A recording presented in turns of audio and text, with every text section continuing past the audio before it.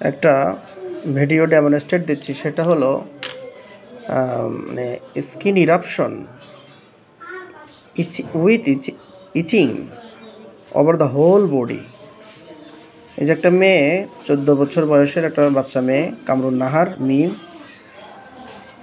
এই যে ওর একটা প্রবলেম, স্কিন ইরাপশন, ইচিং দেখা দিয়েছে হোল বডি, সারা শরীরে খুজলি চুলকানি বেশি, এবং চুলকাতে সেগুলো একেবারে চামড়া পর্যন্ত ছিলে যায় এবং রক্ত বের হয়। তো এটার জন্য ট্রিটমেন্ট নেওয়া হয়েছে, অ্যালোপ্যাথিক বিভিন্ন ওষুধ নেওয়া হয়েছে, কিন্তু উন্নতি নাই। এখন হোমিওপ্যাথিক চিকিৎসা আমাদেরকে দিতে হবে। তো হোমিওপ্যাথিক গদবাধা তো চিকিৎসা দেওয়া যাবে না, যে স্টার্ট করে রাষ্ট্রক দিয়ে দেবেন ভালো হয়ে যাবে রোগী, মেজেরিয়াম দিয়ে দেবেন ভালো হয়ে যাবে, না, এগুলো চলবে না। প্রায় আধা ঘন্টার বেশি সময় নিয়ে কেস টেকিং করলাম, ইন্টারভিউ নিলাম। তো সবচেয়ে ইম্পর্টেন্ট জিনিসটা হলো মানে অ্যাগ্রাভেশন অ্যাট বেড, মানে ঘুমোতে গেলে তার রোগটা বাড়ায়।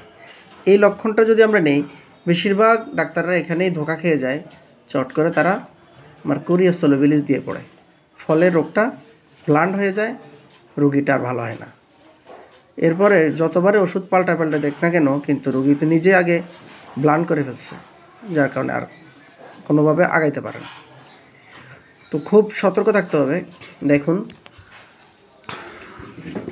রেপার্টরি, আমরা রেপার্টরির সহযোগিতা নেই। স্কিন ইরাপশন, ইচিং, কী লেখা আছে? Of bed aggravation. কোন মেডিসিন? সালফার। সরিনামও আছে, পালসিটিলাও আছে, মার্কুরিয়াস সোলোবিলিসও আছে, তবে সালফার ফার্স্ট গ্রেডে আছে এবং বোল্ড করা। আচ্ছা, সালফার আর কী লক্ষণ আছে? অ্যাভারশন টু মিল্ক, মেয়েটা দুধ খেতে ভালোবাসে না। এটা কিন্তু মার্কুরিয়াস সোলোবিলিসে নাই। মার্কুরিয়াস সোলোবিলিস হলো দুধ খেতে পছন্দ করে। তাহলে একটা লক্ষণ দেখে চট করে আপনি মার্কুরিয়াস সোলোবিলিস দিবেন আর অন্য লক্ষণগুলোতে তাকাবেন না, হবে না, চিকিৎসা ব্লান্ড হয়ে যাবে। তারপরে মার্কুরিয়াস সোলোবিলিস একটা লক্ষণ আছে, টাং সালাইভেটেড, মানে জিভটা একদম রসে ভরা। কিন্তু তাতে কি, মার্কুরিয়াস সোলোবিলিসের বিপরীত লক্ষণ হবে জিভে রসে ভরা, কিন্তু পানি খেতে খুব ভালোবাসবে, কিন্তু মেয়েটা পানি খেতে ভালোবাসে না, ওর পানি খেতে মন চায় না। এই যে বসা, পানি খেতে পছন্দ করে না। তাহলে মার্কুরিয়াস সোলোবিলিস এখানে ফিল্টারের মধ্যে পড়ে গেল, ঝরে গেল, ড্রপ আউট হয়ে গেল, অতএব সেটা বাদ। থাকলো কি? থার্স্টলেস। Sulphur, brimstone, thirstless. তো সালফারকে আরও শক্তিশালী করার জন্য শুধু বার্নিং, জ্বালা পড়া আছে কি না, এই লক্ষণটা নিলাম মেয়েটার কাছ থেকে। এই তোমার হাতে পায়ে জ্বালা পড়া আছে? আছে। তাহলে যে সালফারটাকে আরও ভেরিফাই, আরও শক্তিশালী করার জন্য কাজ কীভাবে যে দ্রুতগামীতে কাজ করবে সেটা দেখার জন্য জ্বালা পড়া যখন প্রশ্ন করলাম, সাথে সাথে সে বলল হাতের তালু পায়ের তালু জ্বালা পড়া আছে। আর কি লাগে?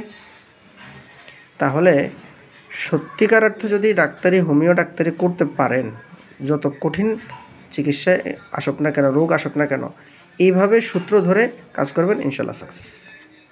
Thank you. তো আমরা আজকে এই কামরুন নাহারকে কী দিচ্ছি?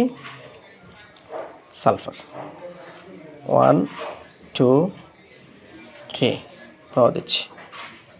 ওকে।